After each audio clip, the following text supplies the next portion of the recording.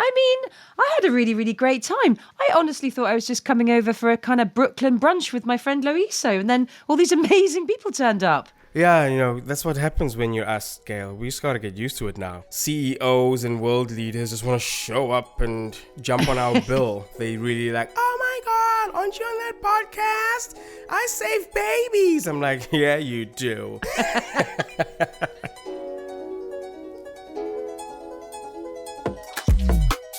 Hi, I'm Loyiso Madinga. And I'm Gail Gallie. And this is a special bonus series of An Idiot's Guide to Saving the World, the podcast for anyone who cares about building a better world but doesn't know where to start. We are on a mission to get everyone on board to achieve the global goals. Now, these are the 17 goals that the world promised to deliver by 2030. So we've spent the last two series exploring what they are, how we can get involved, and what needs to change. But now that we're officially halfway to the deadline, but not halfway to achieving them, we really need some bright ideas for the future. So, recently we held an event in New York City where we invited some incredible politicians, filmmakers, business leaders, and activists to share some thoughts on how we can steal the win in the second half. And it was a really great event. So over the next few episodes of Season 3, we're going to be chatting to them again to get everyone as inspired as we were then. I can't wait for everyone to hear the conversations we had. Today we're going to meet two politicians. The first, Mary Robinson, who was the President of Ireland during the 1990s and continues to be a passionate activist for climate justice. And I see women's leadership as being vital now to how we make this transformative change that we've got to make in order to be on course for a safe world for our children and grandchildren and their children and grandchildren. And Ossé, the youngest council member of New York City. At 25 years old, he is already serving his second term and making change for good. I think a lot of young people are dealing with a multitude of different crises, environmental crisis, student debt. So I think that those who are closest to the problems are always the individuals who are closest to the solutions. Hi, Gail. Hi, Loyiso. How are you? I am competent today. I'm feeling competent. Competent enough to be a leader? We're talking about leadership in this episode. No, not leading myself. I'm willing to be led well. Would you call yourself a leader? Do you know, like at school reports, I've never had it said about me, but I've seen other people's school reports, they say, really good natural born leader, etc. No. Are you not? No. Loyiso is distracting the class.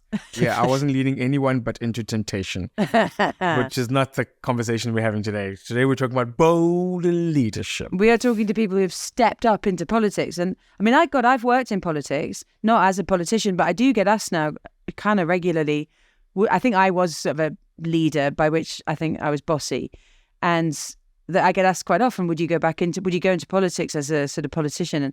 And I'm like, absolutely not. The times are crazy. And so people will look at things and go, what brand of crazy can solve this crazy problem? Because it's like, we're not going to have reasonable people solve it, is the paradigm of it. If you come and be reasonable, you're the first person to get shot down. If you come Yeah, or say, I don't know. Fancy saying that. Yeah. Fancy saying I'm not sure. Yeah. No, you can't say you're not sure. You can't say, I think we'll try it and see the results. It's, this will be done, and this is what the results will be, and everybody will be saved because the left and the right are absolutely incredibly wrong. We need new blood, we need new leadership, and good leaders. I think good leaders right now are the kind of people not who tell us what to do necessarily, but the kind of people who can rally people around a good idea and not necessarily have the right answers themselves, but actually be able to pull in the people and ignite movement from people in the right direction. I think that's a really good point you make there, because when you think of leader, you think of a man, probably a white man, sort of on his own, in a suit, on stage somewhere, pointing at you and telling you what to do. That's like, there's a leader. Let's go, ideally from an English public school. There's leadership. Straight white men have had the best branding. They really have, as leaders. They haven't got us into a terribly good place, though. But I like that idea that a leader, the job of a leader is to corral people around a good idea. That's what I believe. I think a lot of the time people claim to have answers, and I'm always very wary of a politician who claims to have answers, or people who speak very definitely about things.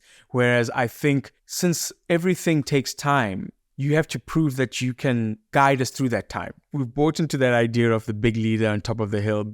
then we think, oh, that's the person who did the whole thing. And it's like, no, he was just the leader of hundreds, if not thousands, if not millions of people who actually made something happen. But we've lost sight of the idea of a people, and we keep trying to find a person.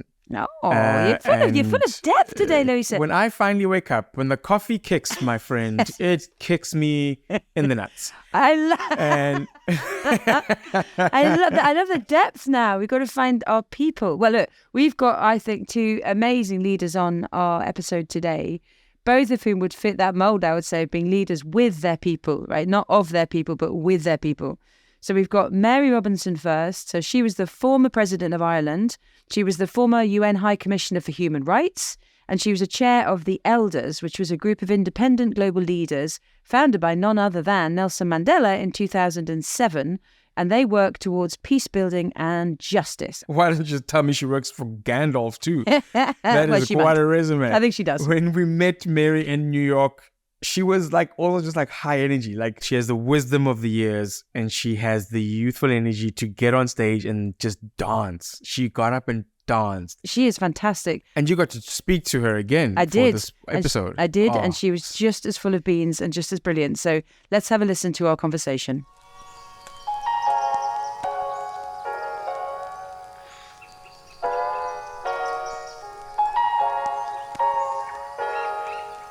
I am very motivated by a strong sense of justice, and there's a lot of injustice in the world, including in the climate area.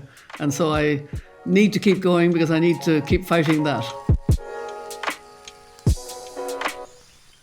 Well, I'm sure you're doing the same for a lot of us as well. Certainly for me, when we first met, we were hosting a dinner in New York, and I think we were your seventh, event of that day. And I think almost to keep yourself awake, you didn't just stand up, you almost danced, I think, is my memory. So it's clearly working. I have a tendency to want to dance, at a certain stage. Oh, maybe that's now. the answer. Maybe that's just I'm a dancer too. I love dance. So maybe that's the answer. Well, let's start with COP. With a bit of time behind it, what's your reflection? How did you think it went? I think it was a very important COP. Again, because we don't have time anymore. The science is telling us very compellingly that we have to peak global greenhouse gas emissions by 2025. We have to reduce by 43% by 2030. And at the moment, our projections is we're on course for increasing by 9%. So this COP was really important to try and change that direction. And that's why we fought so hard to phase out fossil fuel. And I was aware, I think some people were surprised, but I was aware that we'd never had fossil fuel mentioned as words in a COP before. That was news to me. Extraordinary. Yeah, no, I actually knew that. I knew that and felt very strongly about it. And so I kept repeating, phase out fossil fuel. Okay, so we got moving down from reducing the kind of weaker words, but we know that we're on a journey out of fossil fuel now. The question is how quickly. I think we've got a chance to push hard because the next COP is the COP about finance in Azerbaijan, in Baku. Not an ideal place, another petrostate. But the main thing is we have movement on realizing we have to enlarge hugely the amount of money that countries need to do what we're asking for, particularly developing countries. One of the gains was to triple renewable energy, really exciting, and double energy efficiency. But we need the capital to do that for developing countries. So we need extraordinary money now available to help shorten the time and make them leapfrog into renewable energy in a really significant way, including at grassroots, including clean cooking. I'm a great fan of distributive small grids of energy to help African and Asian countries to move their grassroots into switching the switch for electricity, and then they're on the move. Yeah, I think those are the granular details that are often missed at these big moments, aren't they? Because it's complicated, small issues within domestic settings, but that is, as you say, en masse, the only thing that we're going to do. I had that experience of arriving in a petrochemical state, feeling a bit dislocated, feeling a little bit, have I done the right thing almost by coming? How's this going to roll? I always feel like that when I get to big conferences. You might even still feel the same. Why are we here? And then that excerpt from your previous interview with the COP president, Al Jaber, made more headlines than perhaps it had done the first time. Get your facts straight, ma'am. No, I understand that. I know that about the UAE. But I am sorry, I will not. Are you saying that I was mistaken in saying that you're going to invest in fossil fuel? Are you not going to invest in new fossil fuel? Because it's good to clarify. If that is untrue, I'll accept it from you. Ma'am, what is not true is what you said, that we're doubling capacity. We're not doubling capacity. That's number one. I didn't say double capacity. What it struck me as was another example of how you are able, and you have always been able, to lean into quite tricky conversations and yet remain very nice, very firm. And that is not taken for granted, I think, by most people. Most people find that very difficult. How do you do that? Is that something you just came out being able to do, or have you honed that over the years? I think I am aware when I'm in a conversation that really matters that I want to get out of it what I can. So I'm usually aware that it doesn't matter if somebody gets angry with my questioning. The point is, can I get enough out of that to be truth to power, I suppose? And the conversation with Sultan Al Jaber was part of a public Women Leaders Summit, which I was very enthusiastic about. I was able to invite him to it when we met in Beijing. I told him that women leaders also needed to be, taken seriously. And he said, there's lots for women to do. There's the Gender Day. And I said, well, we want women leaders to be in a very significant way. And we have this virtual summit. And he said, well, if you organize it, I'm very happy. I'll be there. And I was very happy about that. So I knew that we were going to have the conversation, and I was very keen that I would ask the right questions, which were, was he personally going to support phasing out fossil fuel? I kind of knew in advance he wasn't. And so that was a tricky one. And I was aware that the question was going to annoy him. So I nonetheless wanted to ask the question because it was highly relevant. He was the president of the COP. He was a bit compromised because of his position as head of the Abu Dhabi oil and gas company. And with that company, I knew from reports that it was going to increase its profits hugely over the next few years. So it was going against what I was asking. Was he going to phase down? But nonetheless, or phase out, it was important to ask. And the very fact that he was very testy just gave it more momentum. But it wasn't a private conversation. I mean, there were 500 people or so online listening to it, and it went on YouTube. But frankly, I did underestimate that it would have that impact. I wrote to him afterwards to have a meeting at the COP, and I was very clear when we did meet, not to go back over that conversation, but to see how together we can make progress. You work with what you've got, and you try to make as much progress as possible. And I wanted this COP to have the best result possible, even though it would be difficult. Okay, so I've learned a lesson there, which is focus on the end goal. Even if you know in advance the conversation might get a bit rocky at times, or testy was your word, wasn't it? If you focus on the end goal, that helps you through the sort of awkward moments. In terms of leadership, because you've embodied so many different forms of it and for so many different causes, and we are gathering this podcast series together because we're thinking about the global goals, the fact that we have only now 6 years to make the progress we need. What forms of leadership is it going to take to get us there? And I was just wondering personally for you, what are you leading for now and next? And within that, do feel free to explain Project Dandelion, because that was news to me at the when we first met, but it looks like a really terrific new tactic for the second half. I'm passionate about women's leadership, and I see women's leadership as being vital now to how we make this transformative change that we've got to make in order to be on course for a safe world for our children and grandchildren and their children and grandchildren. So it's really, really important. And I've been linking with women leaders, and we've had a sort of moonshot idea. But when I first talked about moonshot and talked about John F. Kennedy, I got a lot of pushback from my women leader friends. They said, no, that's male and military. That's not for us. Come back with a feminist way of saying that. And I didn't do it all on my own, but we found the dandelion. The only flower or weed that grows on all continents. It's very resilient. You can't get rid of the damn thing if you want to. And until recently, I was included in that. Now I love the dandelion. It's a beautiful flower. And it's very regenerative of the soil. The roots are very deep. You can eat or drink every part of the dandelion. And even the roots take toxins out of the human body. And how do you spread it? Children blow the seed. So we want we want to connect in a communicating the right messages about climate, that it's on our watch, that actually we can, especially as women leaders, very much play our part and we can make this transformative change. And it's really a matter of what if our best times are ahead of us, is what we often say. They are.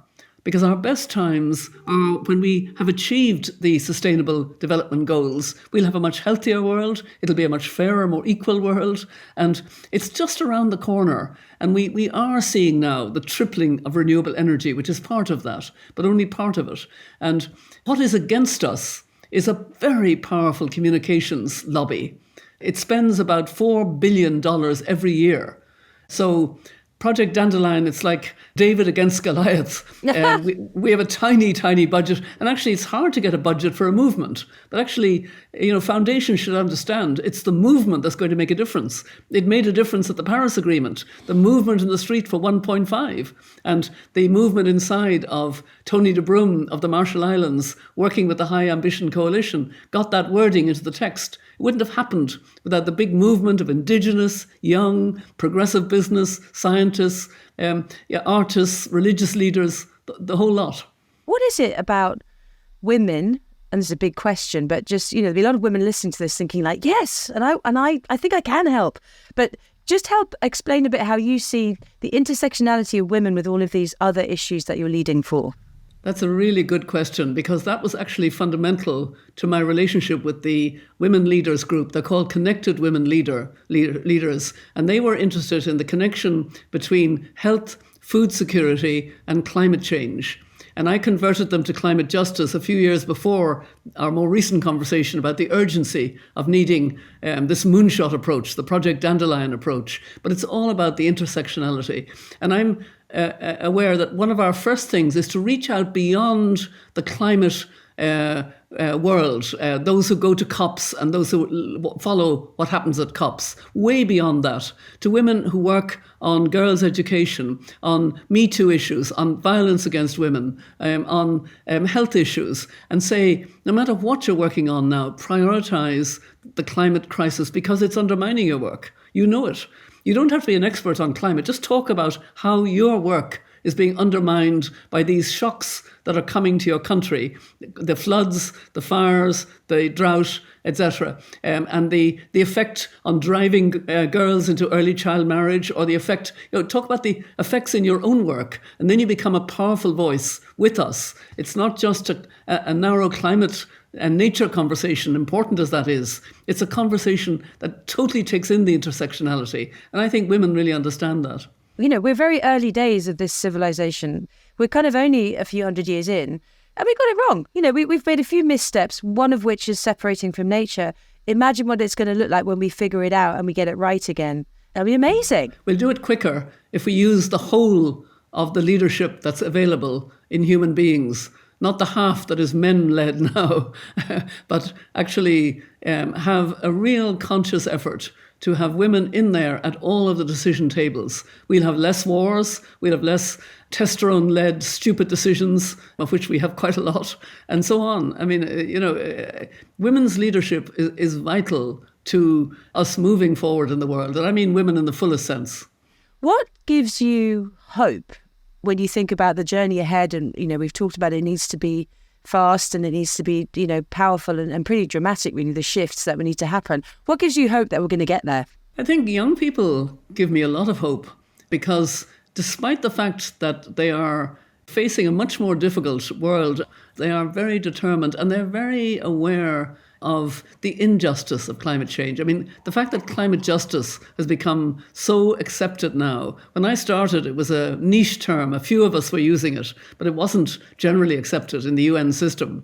And now everybody who cares marches for climate justice and sees the injustices, the layers of injustice. And I find that the elders do a lot of intergenerational conversation. And we say, and it's true, we learn as much as we offer as mentors. We're mentored as well, because these young people are smart, they're connected, they care about those more vulnerable than they are. They talk about being part of a world, that is not a world of nations in a narrow sense. It's a world that has to come together on these global issues. I think that climate justice is a real win, and in a really short amount of time. Because I can remember in my relatively short, but I've been going at this for about 8 years, halfway through the Goals campaign, I remember that term first coming in, and I remember not understanding it. So as in absolutely central to one of the more sort of established movements, there was an understanding of climate justice, and now I totally understand it, and now, fully on board. And if we can change those sorts of things, then maybe we can speed up some other areas to progress upon. Of all the things that you feel you've managed to achieve, accepting that the best is ahead of us, but of all the things so far that you've achieved, what is the thing that you're most proud of? If not solving, moving forward to a better place? I can't even answer the question because I don't think in those terms. I think in terms of I'm always moving on to where we need to be next, rather than thinking in terms of what have I done that's been achievement or something. I don't think in those terms, to be honest. I think you think that you get excited, though, by what's to come, as opposed to, oh my God, what have I got to do next? Whenever I hear you or see you in action, it feels like you're driven by a sense of, pleasure and excitement at the opportunity to change the world for the better. Very much so. And really the privilege of doing it, and never on my own. I'm always aware, everything you do, it's because you have a team with you, because you have, when I was elected, people had trust and elected me. Now with the elders, there's a great team that helps me to be a little cleverer than I might otherwise be, and so on. You never, if you think you're doing things on your own, you're fooling yourself. It's very much how you work with others, work with a team, lead by, serving those who believe in you and who trust you, and being aware of how to work together. That's probably why I never talk about achievements, because it's never something about me. It's about what we did together. Oh, that's a really lovely way of summing it up. And also, I think, lead like a dandelion. That's what I'm taking out of this. Lead lightly and resiliently. Well, I'll give you a little plus there because you deserve it. Some of us don't say just, I am a dandelion. Some of us say, I am a dandelioness. And you know what that means. Oh, that is good. Yeah. That is great. I look forward that. to seeing the next iteration of dandelionesses.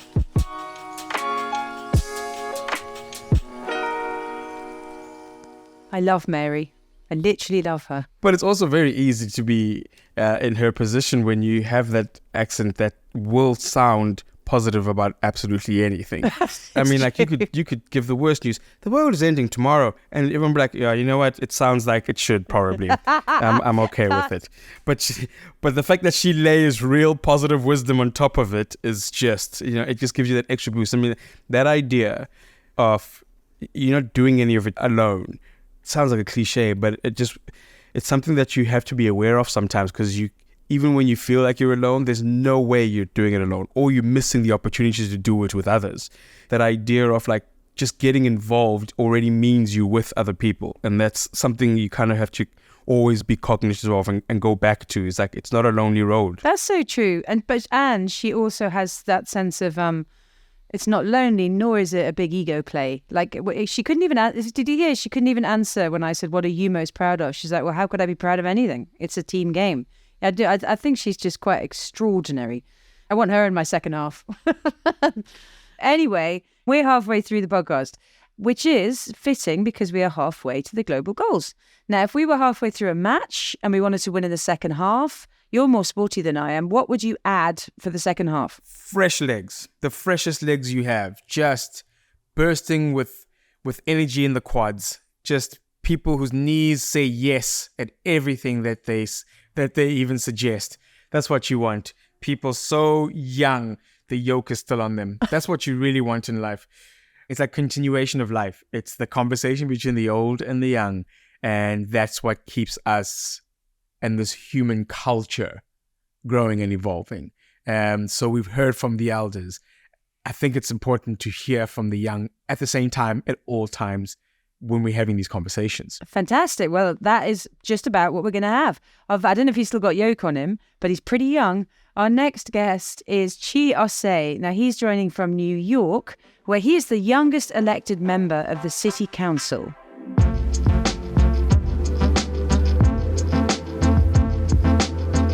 Hi, Chi. Welcome to the podcast. Thank you so much for joining us today. Thank you so much for having me. You in your second term as the youngest council member in New York history. The youngest elected official in New York State. Dang, okay, I'm sorry, boo. Well done you. What led you to do that so young, do you think? Yeah, listen, I never thought I would be in the position that I am today. I always had interest in politics. You know, my parents always raised me to be aware of my surroundings, especially being a Black person in the United States of America. But I distinctly remember Obama winning in 2009. I think it was like 8 or 9 years old, and just being so moved by politics in general, but also this history that I was witnessing as a young person. It wasn't until 2016, when I was 18 years old, where I was able to cast my first vote, and Bernie Sanders was running for president. It was literally the first time that there was an elected official that I was able to vote for, but also someone who was speaking towards the values and beliefs that I held, that my generation held, and it really brought me into the fold of paying attention more than I ever have. I went on to go into college, leaving school, working in nightlife and restaurants. And when the pandemic hit, it completely turned that entire world and industry that I was working in upside down, like everywhere else. And I didn't know what was next in my life until George Floyd was murdered in the May of 2020. And I was in my quarantine. And obviously, I've seen Black folks killed at the hands of law enforcement before. But this was an event that stirred something different in me. And it brought me out of my quarantine to protest, and I started protesting every single day during that summer. Started leading some of the largest protests that happened in New York City at the time, and started advocating for changes within policing, as well as a plethora of different issues within New York City. It honed in a lot on the powers of our city government. And when I saw that my city council member didn't vote on our over $100 billion budget in New York City in the way that I would have, I kind of said, fuck it, and decided to run for office myself. When you look around now that you are in the position that you're in, do you look at the age thing as a factor? Do you look around and go, we need more young people in this space? Absolutely. I mean, you know, my youth was seen as a setback by, you know, many people when I was first running for office. Folks would say that I was too young or too inexperienced. And, you know, a lot of those critiques could be valid in one way, shape, or form. But I think my honesty, as well as my distance from being within our corrosive, bureaucratic, governmental system was something that appealed to a lot of people. And even in my campaign for office, I turned out a record number of young people who never voted in a local city council race before, right? Now, while I'm in office, yes, I totally believe that representation matters across the board, whether it's sexual orientation and race and gender, but also age representation, right? I think a lot of young people are dealing with a multitude of different crises, right? A cost of living crisis, environmental crisis, student debt, right? And those issues are directly impacting young people. So I think that those who are closest to the problems are always the individuals who are closest to the solutions. So yes, I truly do believe that we need younger representation in office, especially given the different crises that this country is facing. You said something interesting that gets thrown at young people who maybe try to join, and that's you don't have experience. And that can seem like I don't, therefore I can't. I'm like, what are the sort of things that you would tell a younger person to go, in the face of that seems like the end of the conversation? What are the other stuff that they can throw back at that and say, no, I may not have experience, but this is what I can bring to this conversation at this point? Democracy and voting and government is something that is for everyone. And I think that people try to complicate it by saying you have to do this or that or be this age or look like this to be a part of this. That's not what democracy is. And that's why I truly believe that anyone who wants to run for office, who wants to get involved, should have the opportunity and should have the free will to do so. Even if you're not going to win this race, I think that your voice within, you know, any type of political campaign will raise the issues to a higher level that even if you don't win, will be in the back of the mind or the front of the mind of the person who becomes your next elected representative. That's a nice way of thinking, because I suspect some people might be quite daunted for running for office because it's, you know, it sounds quite frightening to actually get into office, but it's lovely to think about just the act of running, you know, the act of speaking and putting yourself forward can make a difference. You know, when people say you're too inexperienced or too green or too young, my response was always, do you like how things are right now, right? Are you comfortable with how expensive your rent is, the fact that you can't pay for healthcare? Those people who are making those decisions and shaping the way that our world is are those who are experienced, right? Those who have paid their dues, right? Those who set out to do this and worked for a senator here and there, and now they're in that position now.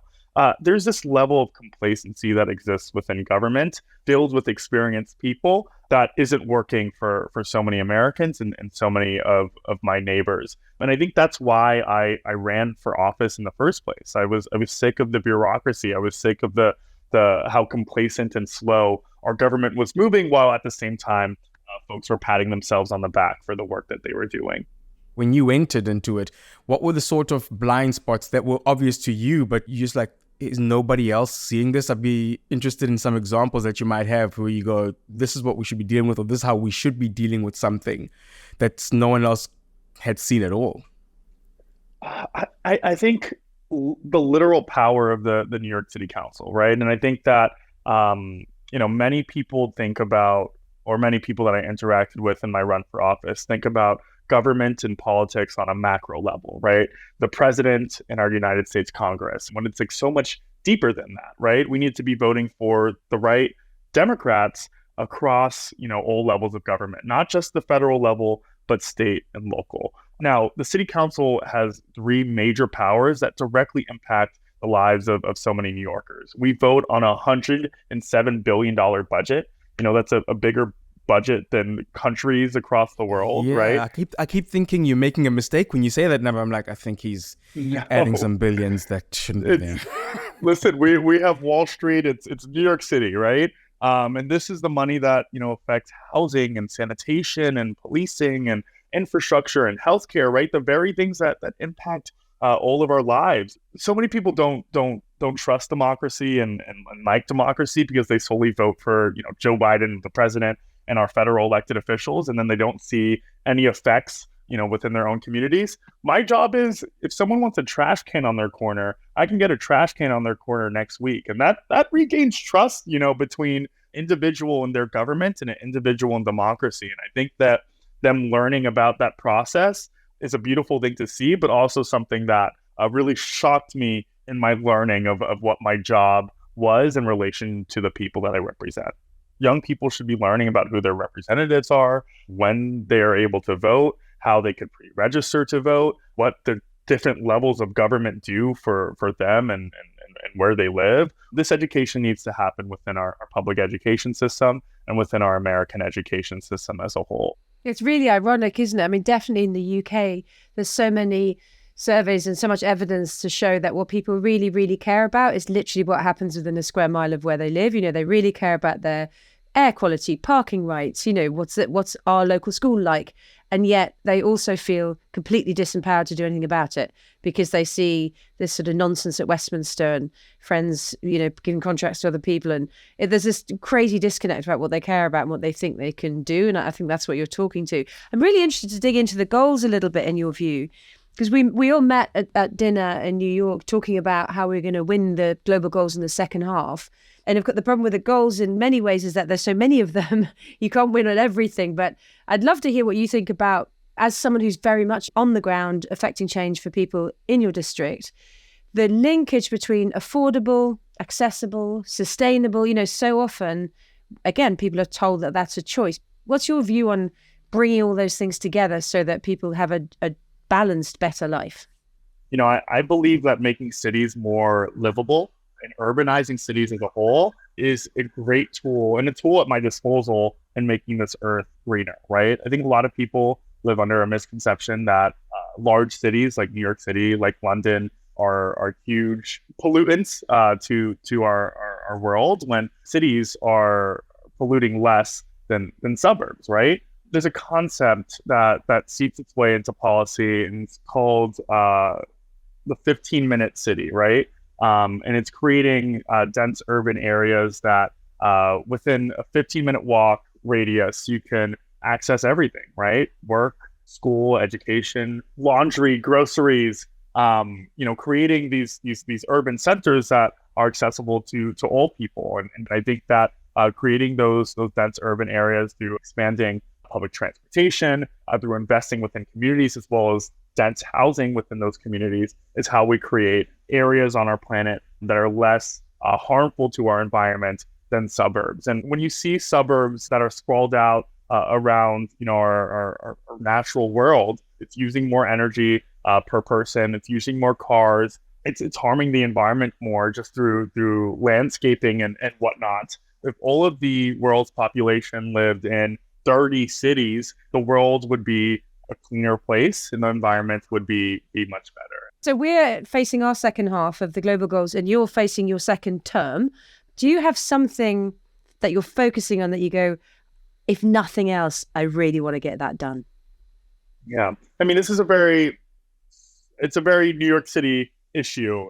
There's this weird system we have in New York City where when you're finding housing, you are forced as a tenant to pay a broker fee just to move in. Now, a broker is someone who, I guess, is the middle person between the landlord and the tenant to help them find housing. However, when you're a tenant in New York, you've never met this broker before. You've never negotiated a price with them before. All they do is open the door of the apartment that you're looking for to allow you to come in, and then they charge you a fee of 15 to 20% of your annual rent. So many New Yorkers are having, yes, I'm not kidding. That's huge. It's ridiculous. I had to pay $10,000 just to move into my apartment. That's multiple paychecks. That's first month, last month, and this broker fee that you have to pay for.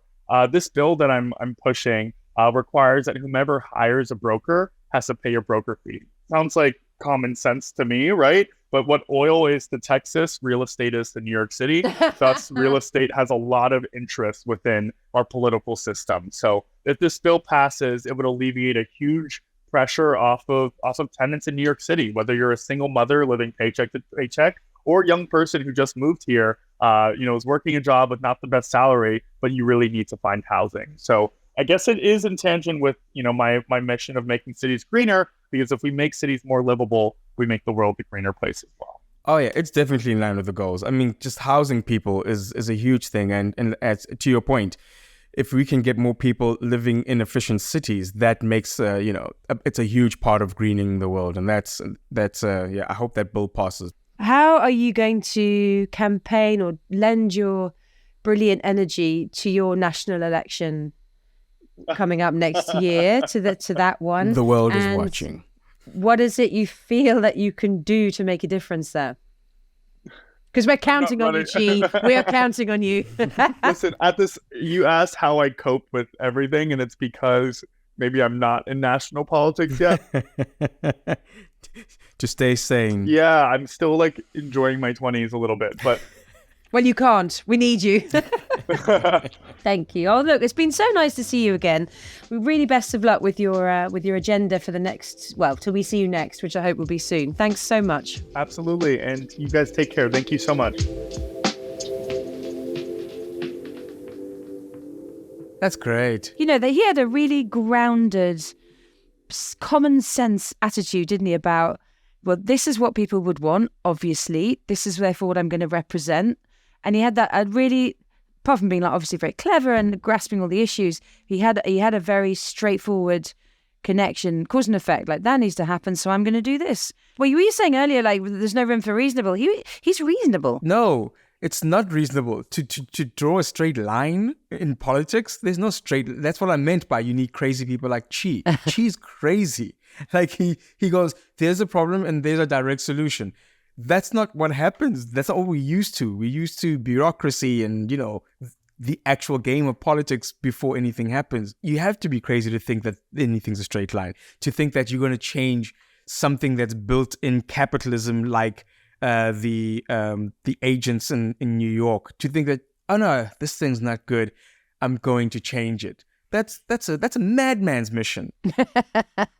He's so reasonable. He's mad. He's mad, really. It's people like him that make you go, the future isn't a write-off. And we need that. That's the importance of youth, is to have the young people that, as an older person, I can look at and go, I think we'll be fine. I think if we just carry on, supporting each other in the good directions that we're trying to do, we'll be fine, because the people with the legs, the young people are jumping on, and they're jumping on with energy and with new ideas, but also kind of getting what the thing actually is, what we actually need and where we actually need to be. That's the kind of thing that gives you more than just hope and optimism. It's kind of proof. Youth is proof. Youth is proof. And the wisdom of the old is also proof. It's nice to look at both and go, that does work. And look at the young and go, that will work. Yeah, that's nice. Again, you're full of soothsayings today. That's made me think about when we launched the goals in 2015, one of the campaign thoughts we had was the people who are 15 now will be 30 years old when the goals are, in theory, concluded. You know, so you'll go from being a school attendee to really possibly be, well, you'll be older than Chi, right? You'll be older than Chi, so you could be a genuine leader. And I think if the more people that get involved in the second half with the goals, now, it doesn't matter how young you are, because everything you can do, everything is a thing. Richard Curtis always says everything is a thing. So it doesn't matter whether you're 15 or 50, it's going to take all of us doing things to get it done. So I think in terms of like politics, what she showed us is that you can start really local and still have a really big impact. And I think people just don't take it enough. Like where you live, like if something's really winding you up about where you live, find out who's in charge of that and change it. Whatever goal you care about, and it could be climate, and it could be education, and it could be consumption. You know, there will be something you can do about it. You're never too young to start. And then I think, as Mary said, you can never be too ambitious. Like she's covered the world with peace and justice and all the stuff she's done. But he's like cheese on the block, and he's making change happen like right in front of him. Yeah. And getting involved in politics doesn't mean being a politician. It just means calling them to task. You're calling your leaders to task. And, you know, if there's a pothole that if they said that they're going to close it, stay on their necks. That's being in politics, calling them and making them do their jobs. And it's exciting when you see young people getting involved in that. And, you know, we look at the 15 years, they go by so fast, but not as fast as our 30-second wrap up. Are you ready for an idiot's guide to saving the world in 30 seconds? I think so. Okay, let's count us in. 3, 2, 1.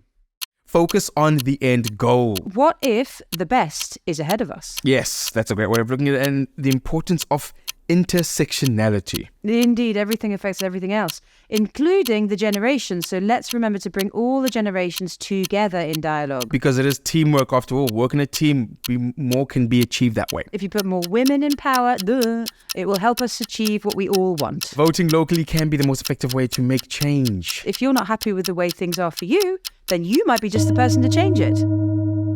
Oh, there she goes. There were so many learnings. There was no way we were going to get them all in that. But that was a great wrap-up, great episode. And if you want to find out more about what we're trying to achieve or how you can help, head over to globalgoals.org, where you'll find a whole load more great tips on how you can get involved. And that's it from now. I am Loyiso Madinga. And I'm Gail Gallie. See you guys next episode.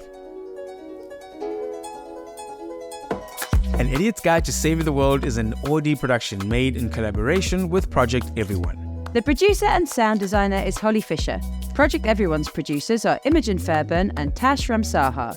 The executive producers are Yelene Goffin and Harry Watson. If you liked what you heard, please subscribe, share on your socials, and leave a review. It helps other people find us. And the more people find us, the more people are saving the world.